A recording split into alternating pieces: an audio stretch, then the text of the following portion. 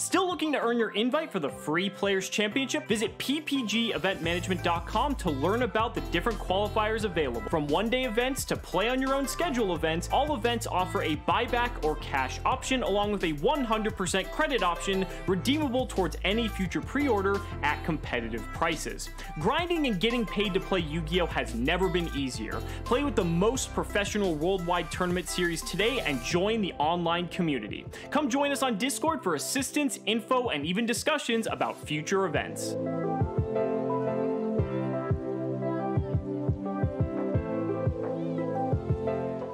And welcome to the Pro Play Games Origins weekend event. I am joined in the studio once again, not by Alexander Simo, who unfortunately had a family emergency, but by Dale13, a friendly face among PPG commentary. How has your day been so far? Very exciting, actually. I mean, we've seen a few back and forth games. We've seen the fastest game in Yu-Gi-Oh! History, and we've seen a very wide range of Yu-Gi-Oh! Decks as well, which is great to see right now. Absolutely, and we are going to see some more momentarily. We have CX Penagos, who is undefeated, versus the undefeated Jason Leonard. This is our Table 1 match for today. Now, CX Penagos is playing a list that is... it is something. I had not expected this to make a comeback, but it's Invoked Shadow. We've seen a fair amount of Invoked strategies doing well at Pro Play Games events.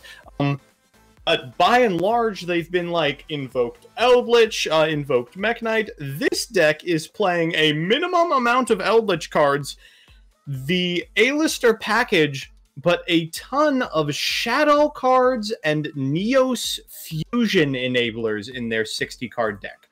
They're playing against Jason Leonard, who is playing the dinosaur deck he used to win the 6th Yu-Gi-Oh! Quarantine series on my own channel. It is a fantastically powerful deck that routinely ends on an end board of Barrier Statue of the Stormwinds, the Simorgh Link, and the rank 4 of your choice. Usually, he chooses to make Logia in order to play around like Dark Ruler no more. Or not Dark Ruler, sorry, Lightning Storm. But we'll see what he goes for here. We are mid through his first turn, and the Reproducus part of the engine telegraphs that, yeah, we are going to go for that line. Yeah, I mean, that's an incredibly powerful board to kind of deal with. When you're back in your UCT up with pretty much the infinite loop, and then, okay, I'm also going to try and put an Alagia with that. You're asking for some serious trouble.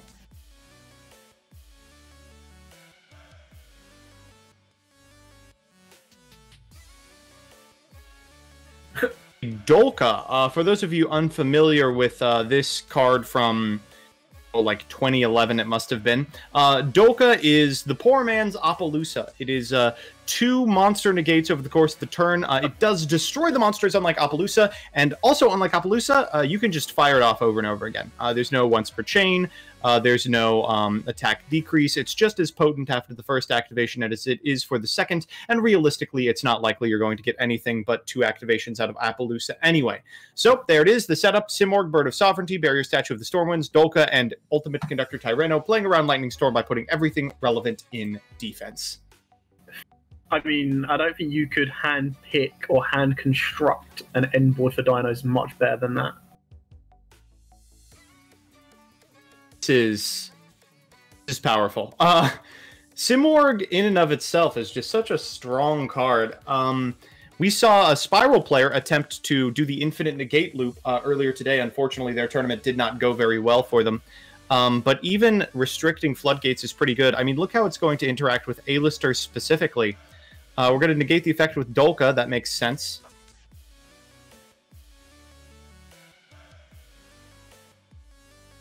And if you're on, like, Eldlich Shadow, what do you do here? You have to have opened Eldlich or you're dead.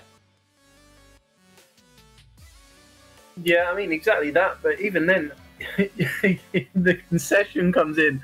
There's not a lot you can do. I mean, just to try and pick that apart is insane. The fact that the Bird of Sovereignty has a built-in effect that you can't target it, and you can't target Winged Beast it points to, just basically says, I'm not going to let you Veiler me. I'm not going to let you Imperm me. You have to Ash me. And I'm also going to protect the stuff I'm pointing to. It's absolutely crazy. Like the opportunity you have to Ash is while Dolka is on field. It's just absolutely miserable to deal with. It has to be a very specific set of outs. Dark Ruler, I guess, pretty much specifically to get out of it. And even then, your passing turn against Dinosaur, a deck known for OTKing with almost zero investment. Yeah, I think what makes him even scarier is just the fact that when you have that Ash, you're kind of almost tempted to use it before they even get near the Bird of Sovereignty as well. So even the Ash in the end phase isn't good enough. All right, well, let's see if Shadal can convert. Winda, I could see being pretty problematic for this deck. We're going to leave with a copy of Magical Meltdown. That's going to get an A-lister to hand. We'll then normal summon that to get an Invocation. And it's going to be met with an Ash, but every good invoked player opens the Invocation anyway, so I'm sure we'll still get to see the play.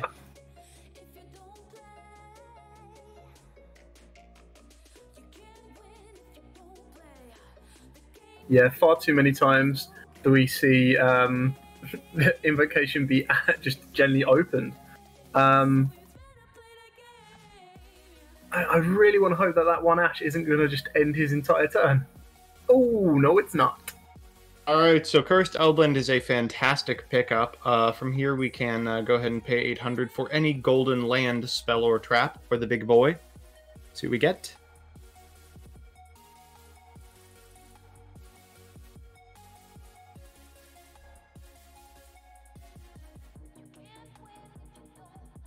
I mean, it's certainly imperative that we set up some form of Lord Conquistador kind of plays.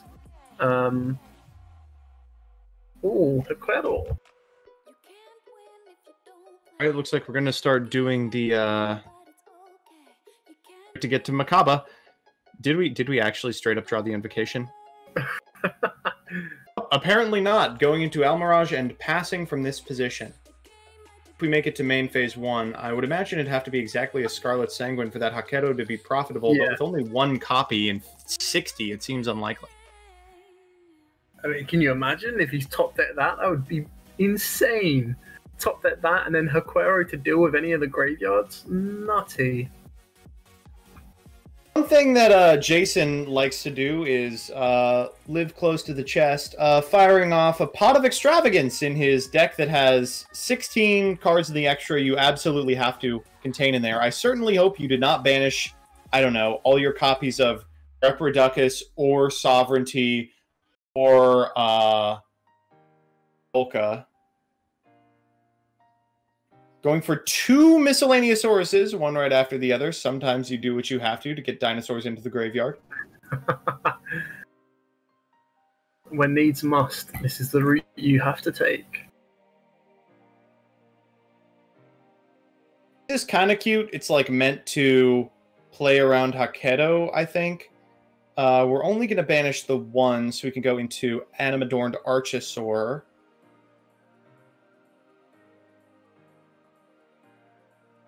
We will be able to pop a baby in our hand in order to get the pill and tag into something like an Oviraptor. Ooh, destroying an Oviraptor, actually, for the pill. That's very odd. Is there anything, I suppose you'd link Karibo and you got, oh no, you got the Ash Blossom Grave, so pill play is 100% live already. Remember when, like, Pill was bad because you just weren't playing any dinosaurs? It was like, oh, it's too inconsistent. You can just make any number of extra deck monsters that fulfill the condition. Not to mention hand traps. Yeah, I mean, I still feel quite, like, I still feel a little bit right now that it's still slightly forced in a way.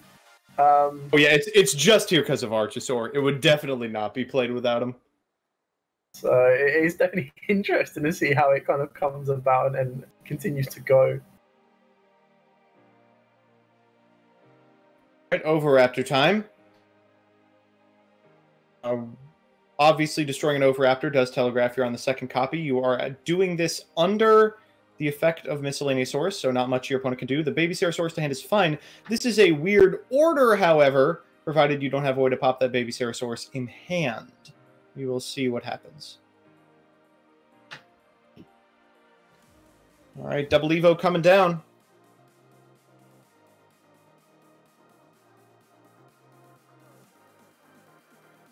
I mean, it has to be UCT, right? Well, Otex could be kind of good right now. I actually don't think he's on Coddles. Oh. UCT it is.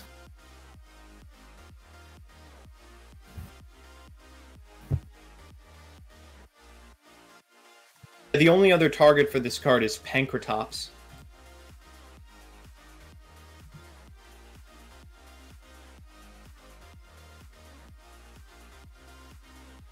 I'm really confused about that choice of Aquero now. I mean, I can only imagine it's their design to try and save him from dying this turn, but...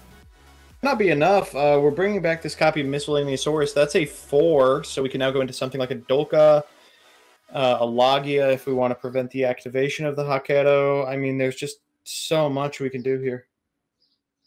Tornado Dragon. That's a strong one.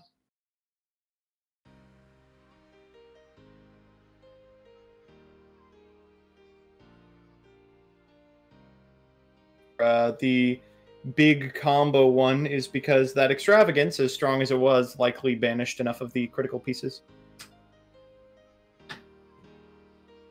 Alright, looks like we are taking, what, all but 1,600 of our life points?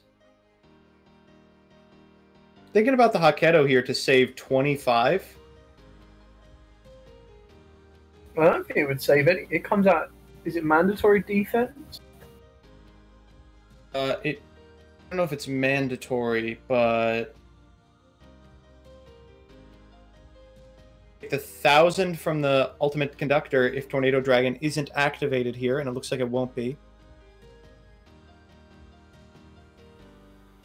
Jason happy to put his opponent at 41 and be able to fire this Tornado Dragon main phase 2 if he so desires.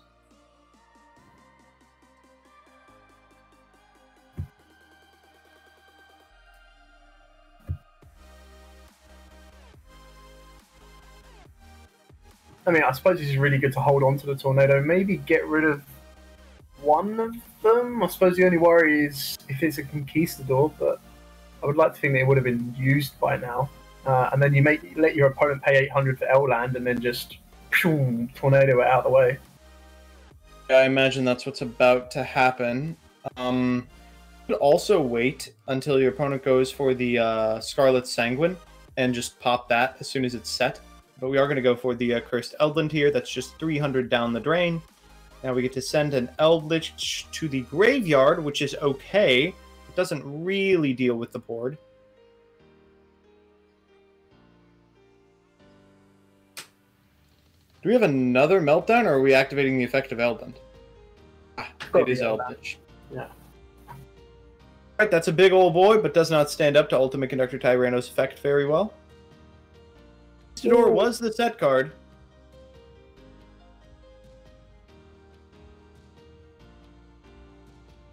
Conductor Tyranno here, so that they don't control an Eldlich at resolution. And then after this card is put onto the field, we can activate the effect of Baby Source to get the remaining Soul-Eating Oviraptor from deck.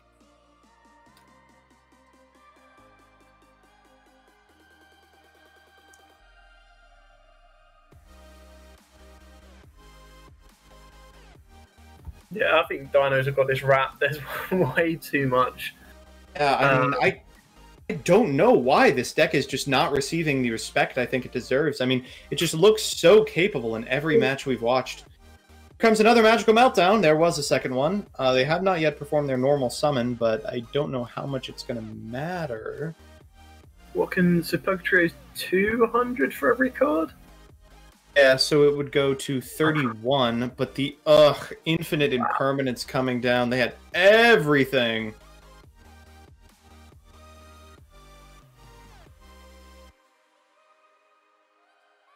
Serb to out the Tyranno, but I mean, you're still so far behind. I mean, if you ever wanted to open up Invocation, now is definitely one of them times. Yeah.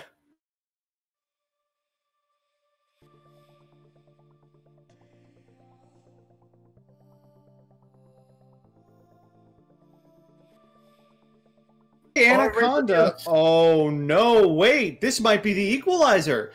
So by paying 2,000 for Verte Anaconda's effect, they can go to Rainbow Neos, and then they'll be able to set a bunch of these traps at their end phase. They've got 13 left. Is that enough? All right, we're gonna send Neos Fusion. There goes Elemental Hero Neos and Rainbow Dragon to the graveyard to summon Rainbow Neos. We have to send a monster in order to shuffle back all of these monsters. Verte Anaconda is a fantastic one.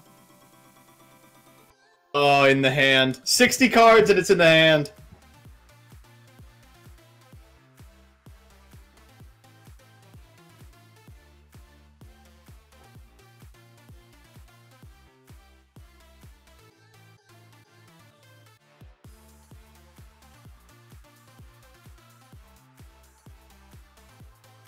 Absolutely love this. Rainbow Neos, such a cool card. I'm glad it's seeing play. Oh, just going to battle phase says, yeah, I might as well attack. No, use Rainbow Neos' effect, dingus. Yeah, I'm really confused. Why would you not? Walk over Ultimate Conductor Tyranno. Doesn't want to put it back in the deck! Funny, I don't think it's going to do what you want. Oh, you know what they might be considering? Is activating the effect to shuffle the graveyard instead. That seems really dumb. Yeah, I mean, I wouldn't want to do that because Tornado will overwrap to straight over Verte's game. It's literally lethal on board. No, they're going for the monster. Okay. Shuffling back the Tornado Dragon and the Overraptor here. Unless he's got an answer for the Miscellaneous Engrave, we're just going to see this all over again. Because... I do like it. He was playing it this way in case they were only on one Ultimate Conductor Tyranno, but unfortunately Jason is on two. So they'll just be able to do the exact same play again. Yeah. He really needs an answer to that Miscellaneous Engrave, and if he doesn't have it, yeah, I think we're going to see this one go to the Dinos, even after facing down Rainbow Neos.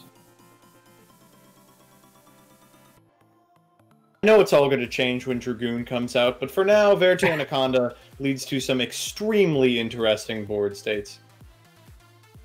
Yeah, I mean, don't even get me started, Dragoon. No. Big fan? I mean, I love it. I'm a Dark Magician person myself, but I mean, it's just the fact that it's going to be one of them cards that you're going to see in every single deck imaginable. So, I mean, Rainbow Neos is interesting because it's splashed in the odd type of decks. It's quite fun, but, you know, Dragoons is probably going to be in every deck no matter what you do, no matter what you play, and it's just an Omni-Negate or a Negate plus a Pop plus a Burn, everything in one. Some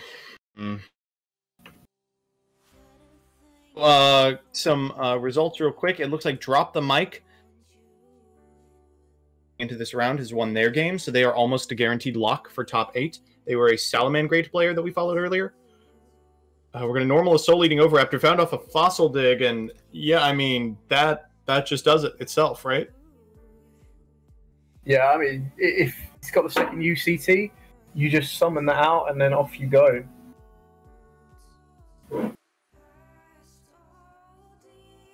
Yeah, and that's even without using the Miscellaneous in the graveyard. So if he really wanted to get a bit greedy, he can make a rank 4 or a link 2 or whatever he wants. But yeah, UCT is just going to hit the board and clear up. So it goes. A Dinosaur, an extremely competent, interesting combo deck. Sometimes is unfortunately interacted with so much that it just has to go unga bunga beat. I hit hard.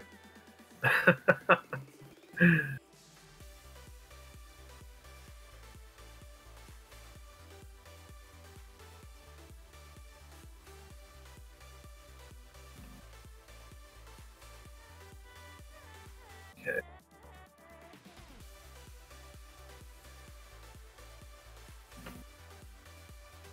I mean, I don't even know if I'd want to kind of play this route, Just play it safe. Just go straight for the kill. Otherwise, you could be opening yourself up for so much more hate or just interruption than you really need to worry about. Nibiru potentially, you know.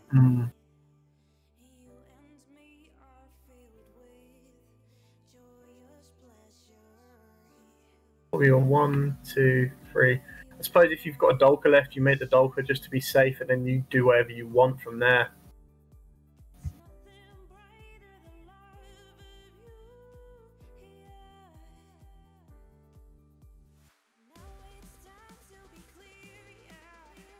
Ruckus! Oh, I don't get this. Just finish it off. Just be done with it. Oh, it's too funny. I must overextend.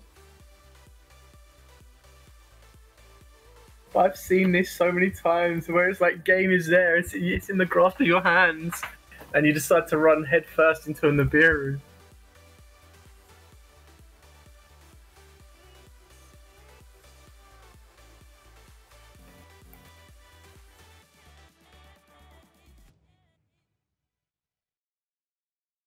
Here comes the Ultimate Conductor Tyranno, and if you have a Nibiru, now is the time. Nibiru would straight up win CX Pentagos the game. Oh, not now. But the Miscellaneousaurus in hand! He said, if you Nibiru, don't worry, I had the Misk. You are not going to be able to beat me. Oh man, that is miserable.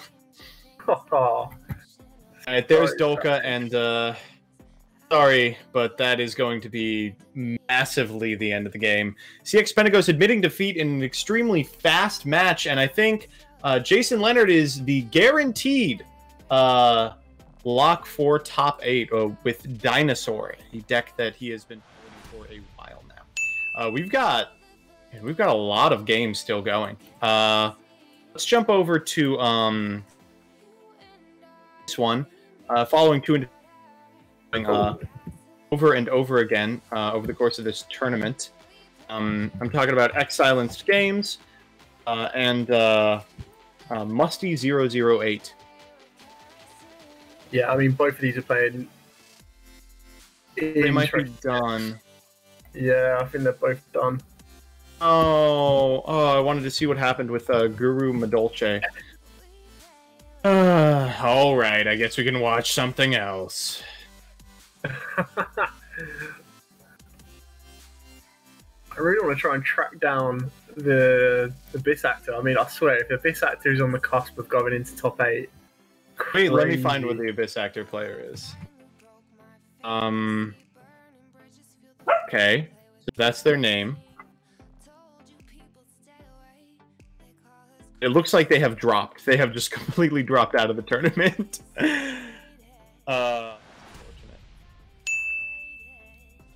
Instead, we are going to bring you JAL3X and Titcomb. One is playing Salamangrate, and one is playing Striker. This is a match you may remember from yesteryear. Somehow replicated in this format full of much more powerful decks.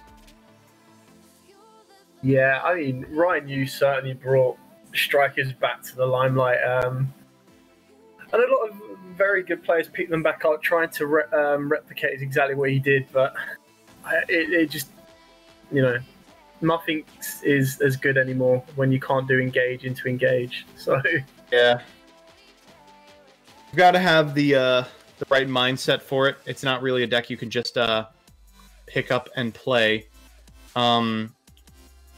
As far as we know, this could easily be game 1. I mean, Striker plays at a glacial pace, and Salamangrate takes so many actions that it could easily just continue to go. Yeah, for sure. I mean, it does look like Strikers have gone for a lightning storm already. So if that is a main, that is absolutely unreal. Doesn't look like a Salamangrate player's gone for enough, but being able to reincarnate Wolf, I can confirm there's 4 spells in the graveyard, so any Widow Anchor is live to, you know, not only negate, but steal as well. Roar affecting Grave. Do the roar. reset. Let's go again. Very interesting. It's nice to see Salamangreat still floating around as well, in the sense that for any kind of new players, returning players, it's one of the best decks, in my opinion, to pick up without pretty much breaking the bank. And that allows you to get back into it. Ooh, okay. So it looks like Exilenced won 2-1 against Chaos Dragons. So I think he's booked his place in the final as well. That's impressive. Also, unfortunate that Chaos Dragons dropped. I think they're still a top contender, but we'll see. Yeah, I think that puts them... Did that put them on the X? I'm just having a look now. No, Exilence was... Stranger was undefeated? They were at table 2, so I would hope so. Yeah, so it means that there's Chaos Dragons. They pick up their next game, it's guaranteed. If they lose, they still could make it, because their breakers are going to be insane.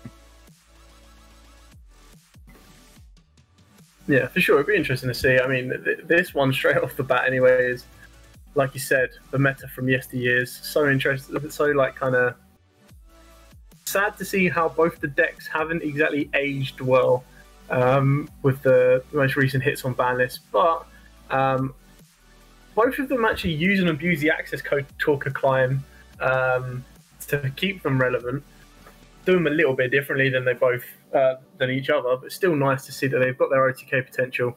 And both of them actually share the same kind of first turn control basis. I just think Salamangreats do the consistency level a little bit better than Strikers right now. Yeah. And I mean, you're just seeing it in action here. It has just an unbelievable amount of extension. And Striker's sitting there with one back row, this is going to have to be the... Widow Anchor is going to have to get a lot done here.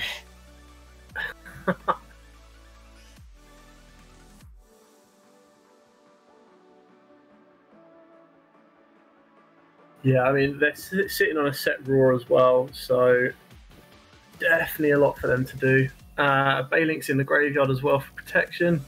What are we going into now? Mr. YuGiOh.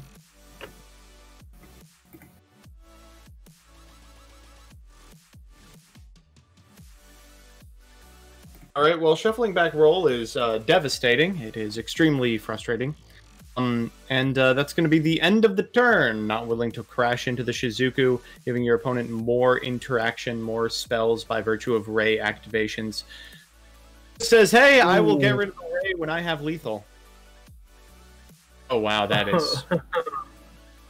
I don't know, is that good? I played a lot of this format, obviously everyone did. We were pretty much locked in it for 2 years. And I remember Goes and Match being okay versus Striker, but I also remember playing a lot of Goes and Match as Striker, because it hurts you, but, I mean, not that much. No, I mean, I suppose it really depends on what you're stuck on as the Striker player. Yeah. Suzuki's not a bad one to be stuck on, but I mean, everything's only losing 400. Still a lot more to do.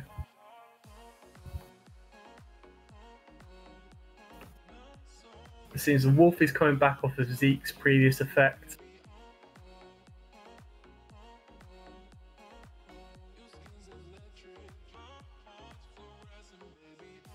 Nothing in the graveyard to preset or get rid of the Goes and Match as of yet either.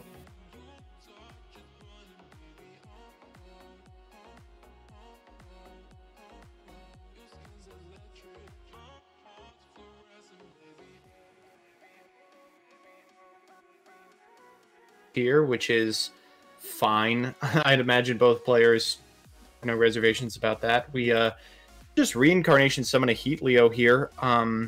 Spinning that back row. But again, the face-up Goes and Match prevents a Sky Striker player from extending further, but also means that if you attack into the Shizuku, suddenly they're no longer locked. They can bring back the Ray and then use the Ray's effect to go into any Striker their heart desires. And with With an afterburner in the graveyard, it should be easy to get rid of the Gozen match if it becomes a problem. Here comes the Heat Leo, and what are we spinning?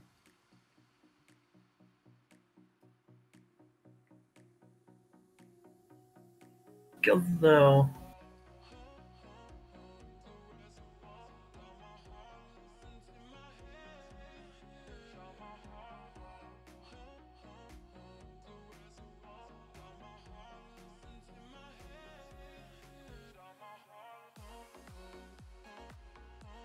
I think that might just be their biggest issue is getting rid of the Suzuku while under their own Gozen match, and then trying to get rid of the Ray or whatever else it turns into. Because exactly like you said, if Suzuku goes, then Ray comes onto the board. Ray will then leave and go into what I can only imagine would be Kagari, and then Kagari just adds back that afterburners, and the Gozen will be dead and done.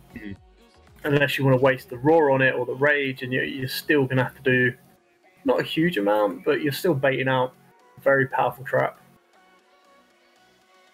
The old double pot in the opener.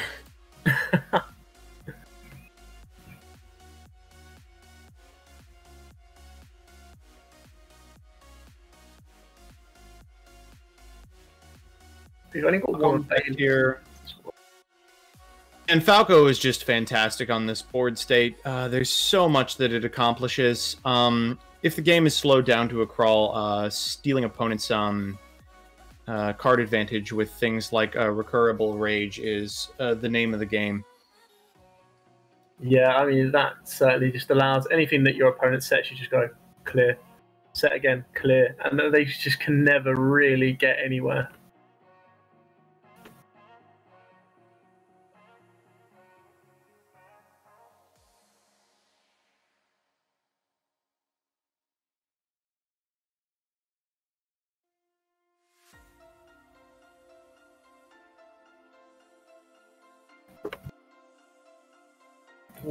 Foxy. Is he now going to go for it? This is not a terrible position in which to go for it. No, I mean, as long as you've got enough to, if you get rid of your own Gozen, as long as you've got enough to deal with the Ray that's going to start circulating, then absolutely fine. I don't think they can add anything too dangerous back from the graveyard. I mean, Hercules base, Area 0, and then Afterburners. We can go into a copy of, Update Jammer here. Update Jammer and the Sunlight Wolf can become a access code talker. Mm-hmm. The access code will get 2 attacks. We can pop the... Oh, we're going for the transcode talker instead. Obviously, Jammer effect here. I suppose the one thing with going with the transcode is it does give you 3 access code pops in the grave. So Right. 1 Suzuku, 2 for the Ray to tag out into Kagari, 3 gets rid of Kagari, and then just access, swing, game. For what So it's that's worth, that you can also pop a back row as the third one. You can lead with the back row pop, actually, because since your opponent can't respond to your activations, they can't tag out Kagari in response to your target. So you're only going to need 2 to clean the striker line with access code. You just might have to contend with, like, a Kana, which would be kind of a problem. I think they might just be walking like this. Nah, we're going. All right, here's here's access code.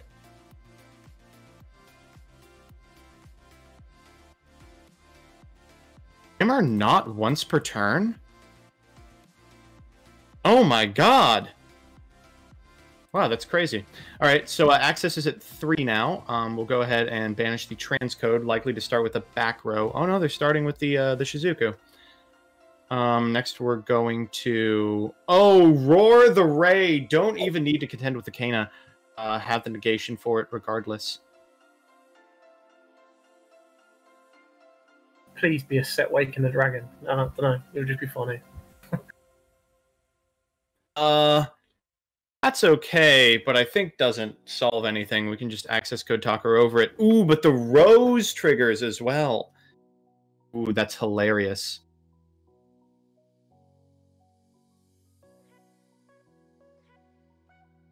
We'll have fire and wind at our disposal. There's still enough to clear.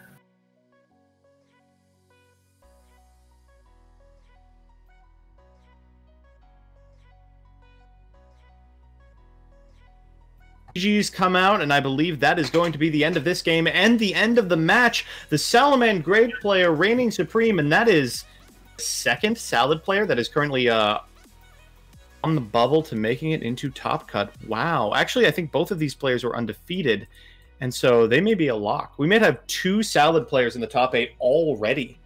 That's impressive. Let's hopefully see Chaos sneak in there. Blaze! Blaze! That would be so cool.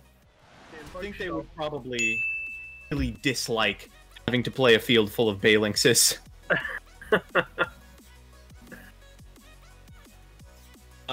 So it looks like we've got about 10 minutes left. Unfortunate, but most of the miserably bad decks have now dropped out, and what remains is basically what we've seen already: significant amount of Dino and Salad and Chaos Thunder and the like. Check this out.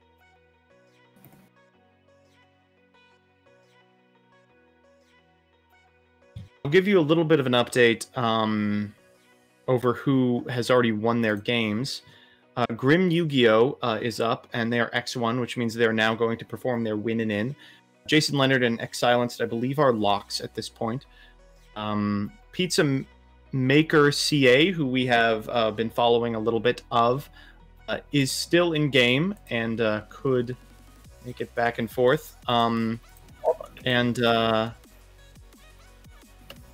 Unfortunately, Jeff Leonard is, I think, X4 at this point.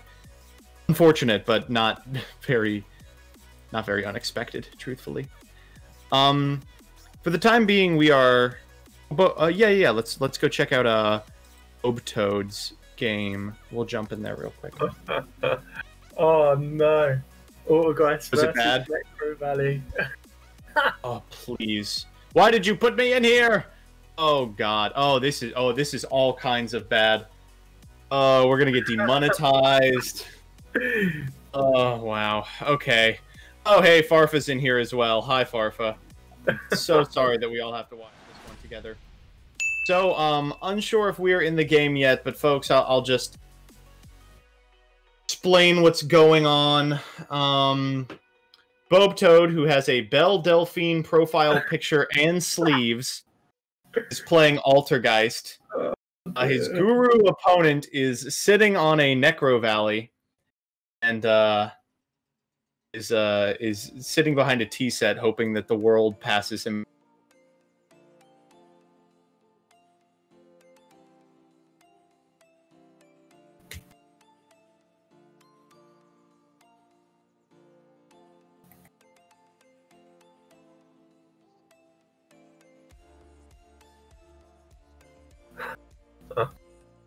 Oh dear, oh dear.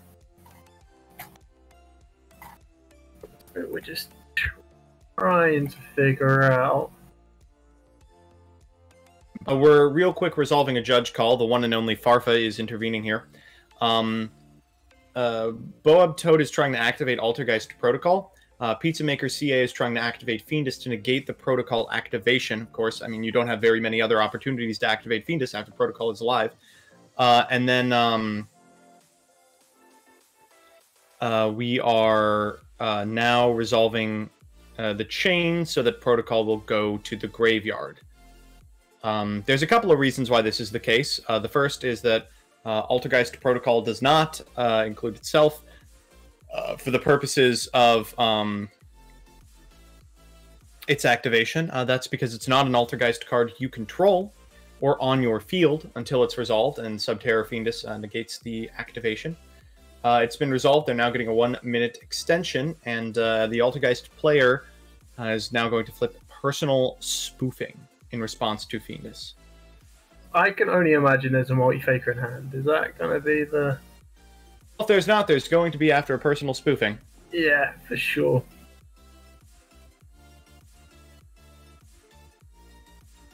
Gosh, listen, I understand personal spoofing is a heck of a card.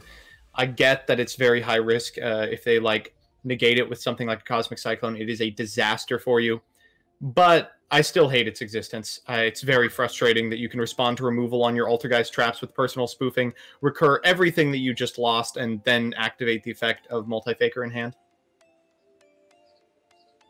Yeah, I mean, it is an incredibly powerful card for this deck, and the deck does enough already as it is. The track cards. Oh no! Well, that's interesting that the Necro Valley stays in play.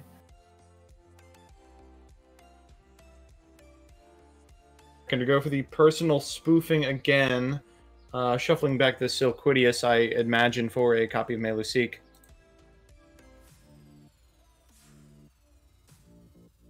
Yeah, I mean, that's certainly gonna. I mean, it's another weakness of Altergeist, quite like Gurus, is they don't actually have that killing punch in one go. They do need to start chipping away at you as well. We're going to go directly in with Meluseek. Great opportunity to get rid of Necro Valley, but also a fantastic opportunity to get rid of Guru. That's what they're going to do.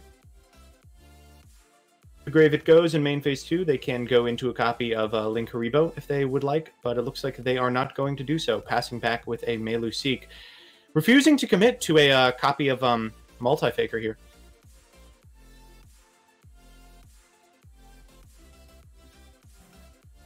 Yeah, I mean, we know there's a Concuri in hand, so I'm not too sure where they're going with this. I think it just means that this set card is not a trap. It could be like a Cosmic Cyclone. If you go and get a Multi-Faker and aren't able to activate the Multi-Faker because you don't have a trap to activate, then it's not very good. You can Altergeist on your side of the field for Kamkeri is Solemn Judgment is a conditional trap and requires your opponent to do things. So going into a Multi-Faker just to activate it after a Solemn is not super great. And plus they already had it in their hand.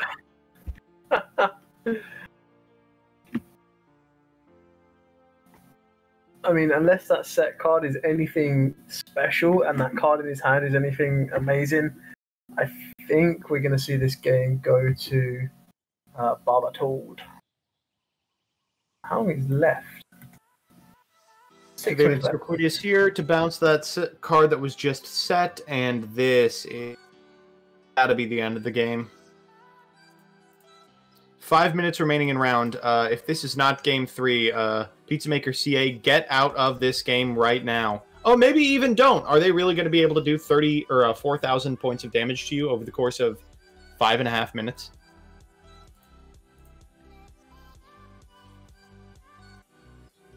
Looks like we are going into a copy of Hextia here. Activate the graveyard effect of Meluseek. We can normal summon a copy of Marionetter. That's 31 plus 16. That puts you lower in life points. So if you are not in game 3, concede right now.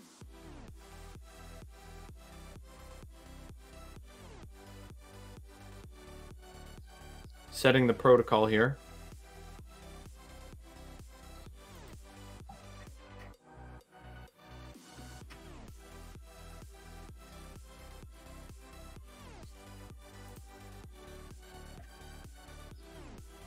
I don't see how you break this now. I mean, Protocol is going to deal with any monster effect you want to drop. Hexia deals with any spell and trap you want to try and drop. We know there's a Concuri still in hand that's going to stop any attack from coming through. The only thing I can imagine is that this is game 3. Yeah, I agree. It must be. Or Pizza's trying to let this one drag out until there's a couple of minutes left and get burn damage done or something along those lines. Yeah. I mean, it's possible that Pizza won game 1 and this is game 2. They are more confident taking a draw than they are trying to win a third game against the deck that has Meluseek.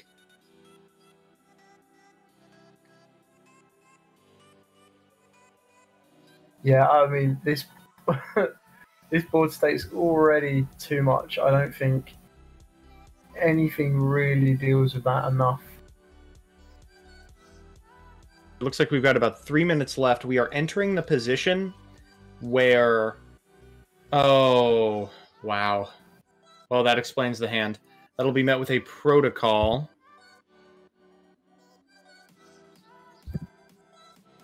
And a pass. Yikes. So Fiendus, of course, can't summon from the graveyard while Necro Valley's up, but can still summon from the hand. Imagine the hand contains like a Pneumostrix. Alright, Boab Toad is going to battle phase. This is the end of the game, and yup, that was game 3. Pizza Maker CA admits defeat. Boab Toad wins the match, and it looks like an Altergeist will likely be making it to top cut. There's only 2 minutes left, so I think that is going to be the end of our time. We'll be back momentarily with the final round of Swiss. Let us know if there's anything in particular you want to see. We do still have a good variety of decks vying for top cut, and I'm excited to see which of them make it. Don't go anywhere. Still looking to earn your invite for the Hey everyone, if you're enjoying the coverage of the Pro Play Tour online series, just remember, you can play in one yourself. Every Thursday you can enter our free weekly 64-player tournament with invites to the entire Top Cut. Every Saturday is our weekend championship, where you can enter a YCS-type event with 100% payout and even a cash payout option. The more players, the bigger the prizes. Can't commit time to play in our one-day events? We also host multiple 8-man pods daily, ready to fire on demand on your own schedule. All these events award invites to our free invite-only Players Championship with prizes supplied by our sponsors. For more information, visit ppgeventmanagement.com and come play with the pros.